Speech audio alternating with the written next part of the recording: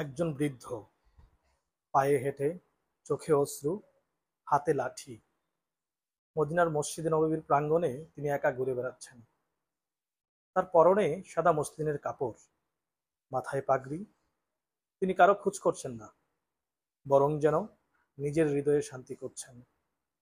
এই দৃশ্যটি ক্যামেরায় ধরা পড়ে এবং মুহূর্তেই ভাইরাল হয়ে যায়।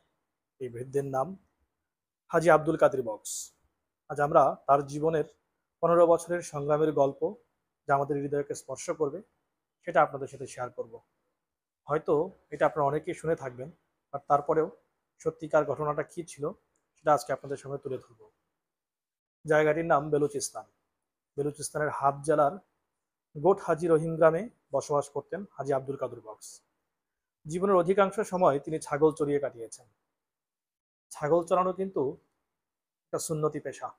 আমাদের বিভিন্ন নবী রাসূল, এমনকি অনেক বড় বড় বুজুর্গ, সাহাবী আজমাইন, অনেকেই ছাগল চড়ানো পেশার সাথে কিন্তু জড়িত ছিলেন। জীবনের অধিকাংশ সময় কিন্তু উনিও ছাগল চড়িয়েছেন। প্রতিদিন সূর্যোদয় থেকে সূর্যাস্ত পর্যন্ত মাঠে ছাগল চড়িয়ে যা আয় করতেন, তার অর্ধেক তিনি জমিয়ে রাখতেন একটা স্বপ্ন পূরণের জন্য। সেই স্বপ্নটা কি জানেন? সেটা হচ্ছে উমরা। উনি আল্লাহ রসুলের রওজা জিয়ারত করবেন, মক্কায় যাবেন, মদিনায় যাবেন।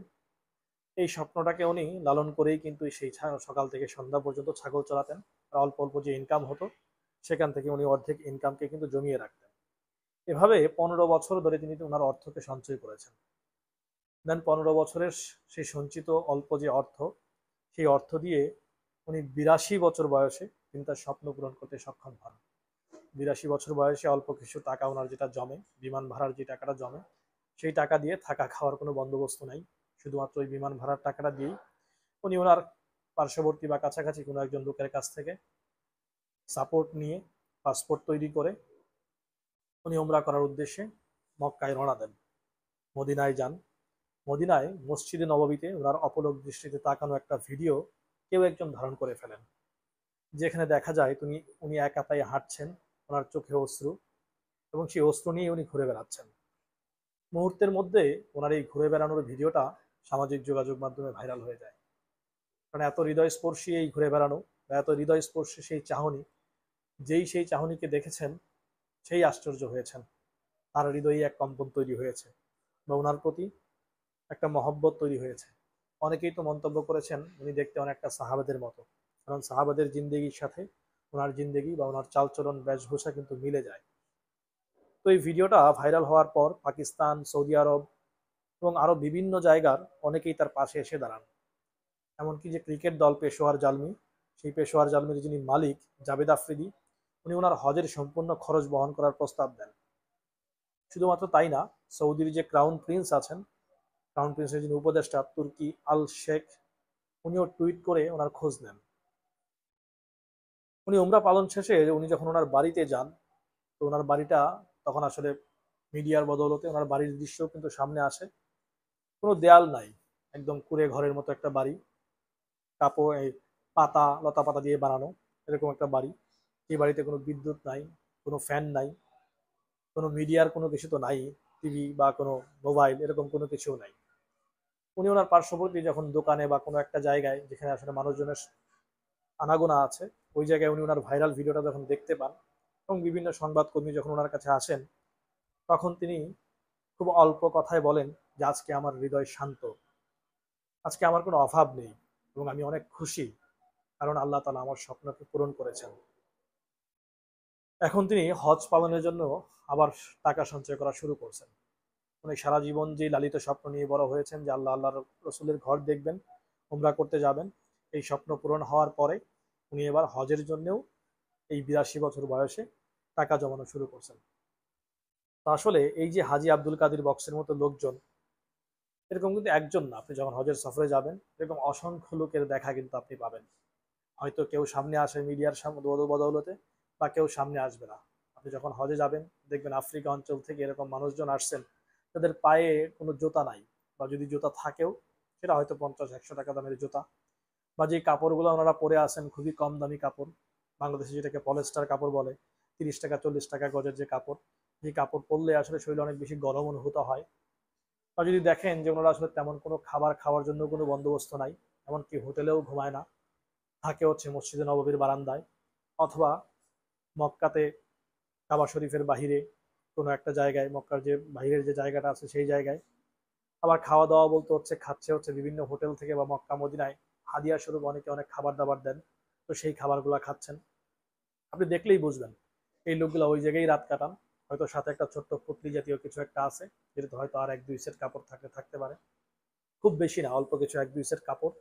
বা আপনি চেহারা দেখলেও বুঝবেন খুবই রুক্ষ উস্কো খুস্কো চুলের চেহারা, বা দেখলেই বোঝা যায় ওনারা আসলে এরকম কোনো সম্ভ্রান্ত ফ্যামিলির লোক না, বা হজ করার মতো আসলে খুব বেশি সামর্থ্যবান কোনো লোক না। বিশেষ করে আফ্রিকা অঞ্চলের লোকজন, যাদেরকে দেখলে আপনার বেলাল রাদিয়াল্লাহু তাআলার কথা মনে হবে। তিনি হাবশি গোলাম ছিলেন, চেহারা অনেক বাজে ছিল, ঠোঁট মোটা ছিল, আর আল্লাহ রসুলের অনেক পছন্দের ছিলেন, আল্লাহ তাআলার অনেক পছন্দের ছিলেন। দুনিয়াতে থাকতেই কিন্তু ওনারা জান্নাতের সুসংবাদ পেয়েছেন। তো আসলে সবাই শুধুমাত্র যারা আর্থিকভাবে অনেক বেশি অবস্থা সম্পন্ন, ফিজিক্যালি অনেক ফিট, দেখতে অনেক সুন্দর, সামাজিক মর্যাদা আছে, এরকম লোকজনই যে শুধুমাত্র হজে যায় তা কিন্তু না।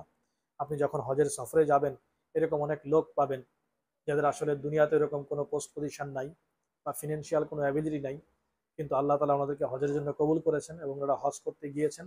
এবং দেখবেন খুবই দরদ সহকারে ওনাদের চোখের দিকে যদি তাকান, দেখবেন ওনারা যখন আল্লাহ তালার কাছে দুই হাত তুলে চান, তখন ওনাদের চোখের দিকে যখন আপনি দেখবেন, তখন আপনার দিলও শান্ত হয়ে যাবে। অনেক দরদ সহকারে, অনেক কষ্ট ভরা, অনেক মায়া ভরা চোখে কিন্তু ওনারা কাবা শরীফের দিকে তাকায় থাকেন। তো এই লোকগুলা সম্পর্কে হয়তো আল্লাহ তালা জান্নাতের যে সুসংবাদ, এই লোকগুলোর জন্যই কিন্তু হয়তো, এই লোকগুলাই হয়তো একদম পুত পবিত্র হয়ে ওনাদের ভূমিতে ফিরে যাবে। তো আমরাও যারা হজ করার উদ্দেশ্যে যাচ্ছি, আমাদের দিলকেও আমরা ওইভাবে প্রস্তুত করি যে আমরাও আসলে আল্লাহ তালা আমাদেরকে যোগ্যতা দিয়েছেন, আল্লাহ তালা আমাদেরকে সামর্থ্য দিয়েছেন, যার কারণে আসলে আমরা হজ করতে যেতে পারতেছি। কিন্তু যাদের সামর্থ্য নাই, তারপরেও আল্লাহ তালা যাদেরকে কবুল করছেন, বাংলাদেশ থেকে এরকম বিভিন্ন প্রত্যন্ত অঞ্চল থেকে কিন্তু এরকম অনেক মানুষ অগোচরে এরকম হজের জন্য হয়তো যাচ্ছেন। আমরা অনেকদিন আগে একবার শুনছিলাম যে এক লোক শুধুমাত্র বাবুর্চির কাজ করে, রান্না করতে পারে, তো ওনার দিলের মধ্যে তামান্না যে উনি হজ করবেন। তো বিভিন্ন সময় আল্লাহ তালার কাছে শুধু দুহাত তুলে দোয়া করেন, রোনাজারি করেন, কান্না করেন।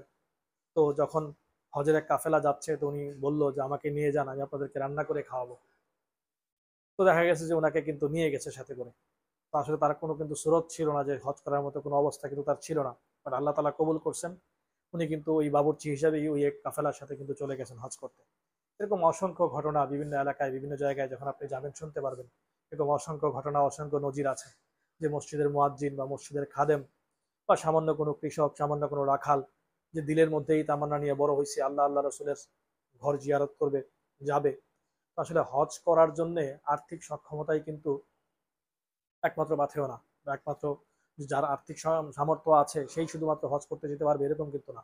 বরং আপনি দেখেন আজকে আমাদের সমাজে এরকম অনেক লোক আছে যারা কোটি কোটি টাকার মালিক, অনেক সম্পদের মালিক, বাট আল্লাহ তালা তাদেরকে হজের জন্য কবুল করেন নাই, হয়তো হজ না করেই উনি মারা গিয়েছেন। তো আমরা যারা, যাদের উপরে হজ ফরজ হয়েছে কিন্তু আমরা হজ করতে পারলাম না, আল্লাহ রসুলের তরফ থেকে কিন্তু ভয়ানক রকমের ধমকি আছে, যে সে কি আসলে মুসলমান হয়ে মারা গেল, নাকি ইহুদি হয়ে মারা গেল, নাকি নাসরা হয়ে মারা গেল, এটার কিন্তু কোনো গ্যারান্টি নাই। তো যার কারণে আমাদের যাদের উপর আসলে হজ ফরজ হয়েছে, তারা অবশ্যই হজ ফরজ হওয়ার সাথে সাথে হজ করে ফেলার জন্য দিলকে তৈরি করে ফেলেন। যারা এখনো নিয়ত করতে পারেন নাই, তারা নিয়ত করে ফেলেন। যারা এখনো রেজিস্ট্রেশন করেন না, রেজিস্ট্রেশন করে ফেলেন। কারণ ইসলামের মূল যে পাঁচটা স্তম্ভ, তার মধ্যে হজ কিন্তু অন্যতম। তো এবং হজ হচ্ছে এমন একটা ফরজ যেটা আপনাকে করতেই হবে, বাধ্যতামূলক করতে হবে। যার কারণে আমাদের যাদের আসলে সামর্থ্য আছে, তারা এখনই হজের নিয়ত করে ফেলি। এবং সেই সাথে আমরা যারা এবার হজে যাচ্ছি, তারা হজে যাওয়ার পরে আল্লাহ তালার কাছে দোয়া করে আসি, যেন আল্লাহ তালা প্রত্যেকবার, প্রত্যেক বছর, আরো বিভিন্ন সময় আমাদেরকে আল্লাহর ঘর জিয়ারত করার তৌফিক দান করেন। সেই সাথে আপনি আমার জন্য দোয়া করবেন এবং আমাদের দেশবাসীর জন্য দোয়া করবেন, সমস্ত মুসলিম উম্মাহর জন্য দোয়া করবেন। তো যারা ভিডিওটা শুনছেন, যদি ভালো লেগে থাকে অবশ্যই সাবস্ক্রাইব করবেন, এবং অন্যরাও যাতে শুনতে পারে তাই ভিডিওটাকে শেয়ার করতে পারেন।